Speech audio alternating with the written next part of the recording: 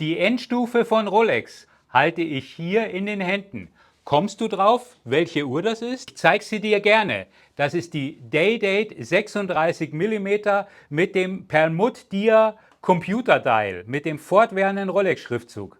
Sowas habe ich in meiner langen Zeit als Uhrenhändler tatsächlich noch nicht gesehen. Ein absolutes Monster-Zifferblatt. Nicht unbedingt für Typen gedacht. Meine Uhr kostet 22.500 Euro. Die Uhr hat keine Box, die Uhr hat keine Papiere, die Uhr hat aber eben dieses sehr außergewöhnliche Zifferblatt und das rechtfertigt den Preis absolut, weil Rolex wollte seinerzeit nur für das Zifferblatt irgendwas in die 5.500 Euro. Schreibt ihr mir doch gerne hier in die Kommentare, was ihr von diesem Zifferblatt haltet. Und wenn ihr jetzt sagt, das ist genau das, was ich suche, dann meldet euch gerne im Watches24 Club an, dann könnt ihr diese Uhr zum Vorzugspreis dort erwerben.